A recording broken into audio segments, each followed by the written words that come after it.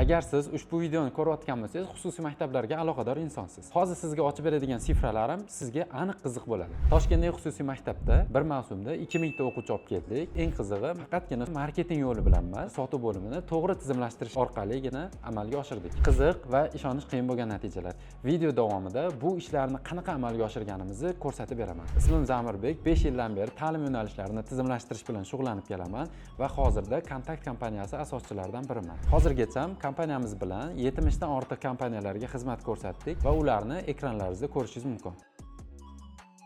Biz tadbirkorlarga xarajatlarni kamaytirgan holda savdosini oshirishga yordam beramiz. Bu videoni oxirigacha ko'rsangiz, xususiy maktab sohasidagi insonlar uchun maxsus takliflarimiz bor. Bu maktab 250 ming dollarlik оборотga ega edi. Toshkent shahrida 2 ta filiali bor edi va sotuv bo'limida 6 tagina xodim bor edi. Mavsumda o'rtacha 350 tagina o'quvchi qabul qilardi. Muammo shundaki, maktabga keluvchilar soni kam, kelgan odamlar ham sotib olish konversiyasi juda ham past edi. Uning ustiga filiallarni boshqarish juda ham qiyin edi. Ular bilan tizim qurishni boshladik. CRM o'rnatdik, IP telefoniyani qo'ydik va eng muhimi, sotuv varonkasini to'g'ri qurib chiqdik. Maktabga kelgandan keyin ham qayta qo'ng'iroqlar qilish yo'lga qo'yildi. Marketingdan kelgan har bir lead avtomatik tarzda sotuv bo'limiga o'tadigan bo'ldi. Shu ishlar natijasida ushbu maktabni hozirda Toshkentda 4 ta filiali, 14 ta sotuv xodimi va 2000 ga yaqin o'quvchisi bor. Sotuv aylanmasi esa 500 ming dollardan oshdi. Endi sizlarga xususiy maktablar uchun optimal bo'lgan biznes protsessni yoritib beraman. Ushbu biznes protsessda mijoz toki bizni qayerdadir ko'rgandan boshlab kelib, to'lov qilib, maktabimizga, sinfimizga yozilgungacha bo'lgan jarayonlar hammasi yoritilgan va bu bir nechta bo'limlardan iborat. Mana bu joyda biz ko'rishimiz mumkin marketing bo'limidagi biznes protsesslar va bu marketing bo'limidan leadlar ma'lumotlar bazasi bo'lgan Amos CRMga tushishi va undan keyin call centerimiz xodimlari, call operatorlar unga aloqaga chiqishi va maktabga yo'naltirishi, maktabdan esa uchrashuvlar bo'lishi va oxirida to'lovlarni qabul qilib sinfga qo'shishgacha bo'lgan jarayonlar yoritilgan. Endi har biriga alohida to'xtalib o'tamiz. Bu joyda mana marketingni ko'rishimiz mumkin. Odatda xususiy maktablarda ushbu ko'rinishdagi marketing strategiyalar qilinadi. Ya'ni ko'chadan kirib kelishi mumkin klientlar. Instagram orqali murojaat qilishi mumkin direktdan. Har xil reklamalar qilishimiz mumkin. Telegramning ichiga yo'naltirishimiz mumkin. Target reklamalar yoki boshqa reklamalar yoqishimiz mumkin. Va bular hammasi kelib lead ko'rinishida Amos CRMga yig'iladi. Ya'ni ma'lumotlar bazasi sifatida Amos CRMga yig'iladi. Va Amos CRMdagi leadlarga call centerimiz operatorlari telefon qiladi va ular bilan gaplashadi va ularga ma'lumot beradi maktabimiz haqida. Ularning asosiy suhbatdagi asosiy maqsadi uchrashuvga belgilash bo'ladi. Ya'ni uchrashuvga belgilab maktabga chaqirib olish kerak bo'ladi. Chunki telefon orqali to'g'ridan-to'g'ri sotuv qilish juda ham qiyin. Va uchrashuvga belgilagandan keyin uchrashuv bo'ladi. Uchrashuvni esa administrator olib boradi va u maktabda o'tirib mijozlarni kutib olish bilan shug'ullanadi. Administrator asosiy ish koeffitsiyenti esa shartnoma qilish va boshlang'ich to'lovni olib, to'lovni oxirigacha undirishdan iborat bo'ladi. Va bu joyda ba'zi bir maktablarda boshlang'ich to'lovni kassirlar qabul qiladi, ba'zi bir maktablarda esa administratorlar qabul qiladi. Endi biz bu joyda kassir yoki buxgalter deganmiz, boshlang'ich to'lovni qabul qilib, ota-onaga talon beradi va bu talon orqali borib maktabdan, eski o'qiyotgan maktabidan hujjatlarni olib keladi va hujjatlarni qabul qilib, to'liq to'lovni amalga oshiradi va bu joydan keyin sinfga o'quvchi qo'shilishi mumkin hujjatlarni qabul qilgandan keyin. Xo'p, endi buni ichiga yana ham kirishadigan bo'lsak, birinchi etapda suhbat qilish etapida call center yangi lead varonkasiga kelib tushadi leadlar. Call center operatori mijozga telefon qilganda, mijoz javob bera olmasa yoki telefonni ko'tarilmasa, avtomatik tarzda unga avtozadacha qo'yadi CRMdan 2 soatdan keyin qayta aloqa qilish uchun. Keyin qayta aloqa qilib qachon mijoz bilan gaplashish holati keladi, gaplashadi. Agar mijoz o'ylab ko'raman desa, ma'lumot berildi etapiga o'tiladi.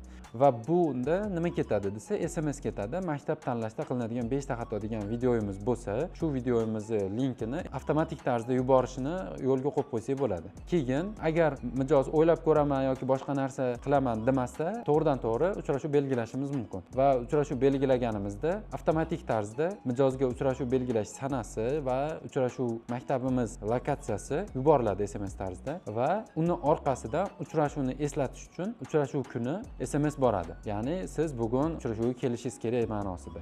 Uni orqasida yana qo'yganmiz, chunki biz uchrashuvga maksimal harakat qilishimiz kerak, uchrashuvga olib kelishga. Call center xodimlarimiz o'sha uchrashuv kuni telefon qilib mijozga eslatadi. Bugun siz bilan uchrashuv belgilaganmiz, uchrashuvga kelishingiz kerak deb. Va bu jarayonda ikkita varonkamiz bo'ladi. Birinchisi call center varonkasi, ikkinchisi administratsiya varonkasi. Call center varonkasidan administratsiya varonkasiga o'tadi va uchrashuvga keladiganlar etapiga o'tadi. Administratsiya varonkasida. Bo'ldi, administratorga ko'rinadi. Uchrashuvga keladiganlar. Bugun kim uchrashuvga keladi. Administrator keladida, uchrashuvga kelganlarni keldi etapiga o'tkazib qo'yadi. Uchrashuvga kelmaganlarni kelmadi etapiga o'tkazib qo'yadi. Kelmadi etapiga o'tkazsa, avtomatik call center varonkasiga tushadi va call centerdagi operatorlarimiz uchrashuvga kelmaganligi haqida telefon qilib, yana boshqatdan uchrashuv belgilaydi. Agar uchrashuvga keldi etapiga o'tsa, bu yoqdagi call centerdagi mijozimiz успешный etapiga o'tib ketadi va uchrashuvga kelmasa, trigger qo'yib qo'yamiz bu joyda call center varonkasiga qayta tushib ketadi. Xo'p, keyin shartnoma qilindi. Mijoz bilan uchrashgandan keyin maktabdan aylantiradi administratorimiz, ko'rsatadi, qulayliklar bilan tanishtiradi. Keyin mijozga shartnoma qilishni taklif qiladi. Agar siz ma'qul kelgan bo'lsa maktabimiz, shartnoma qilishimiz kerak bo'ladi va boshlang'ich to'lovlarni amalga oshirib, joyizni band qilishimiz kerak bo'ladi degan narsani aytadi va shartnoma qilindi etapiga o'tkazadi. Shartnoma qilindi etapiga o'tkazilganda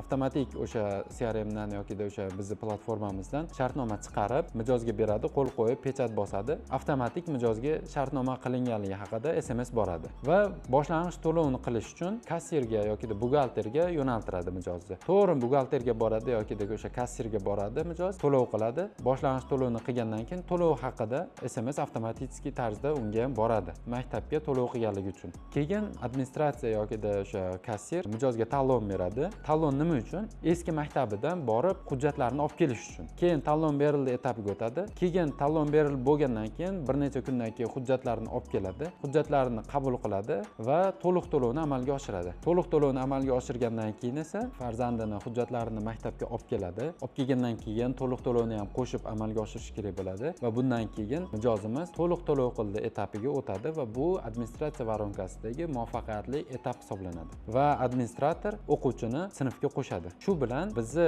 mapimiz, ya'ni o'quvchi xaritasi CJMimiz oxiriga yetadi. Mana shu jarayonlarni to'liq avtomatlashtirib, tizimlashtirsa bemalol bo'ladi. Biz nima qilamiz? Biz birinchi o'rinda maktabingizni o'rganamiz va sizga mos bo'lgan sotuv varonkasini qurib chiqamiz va o'sha varonkaga moslab CRM ni o'rnatamiz. IP telefoniga qo'yamiz va avtomatik SMSlarni joriy qilamiz. Shu yo'nalish bo'yicha xodimlaringizni o'qitib chiqamiz. Qisqa qilib aytganda, sotuv va marketingingizni bitta yo'lga tushiramiz. Bu gaplarni faqatgina o'zim emas, biz bilan ishlab kelayotgan kompaniyalar ham aytadi.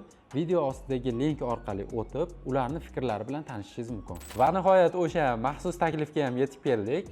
Faqatgina dastlabki ro'yxatdan o'tgan 10 ta tadbirkor uchun o'zini xususiy maktabini bepul audit qilib beramiz. Biz sizni maktabingizni poni sotuvini o'rganib chiqamiz, sizga mos varonkani tuzib beramiz va qo'llanma qilib sizga beramiz. Va bu qo'llanmadan foydalanib, o'zingizni xususiy maktabingizni bemalol sotuv bo'limini tizimlashtirsangiz bo'ladi. Hoziroq ro'yxatdan o'ting, faqatgina 10 ta odam uchun amal qiladi.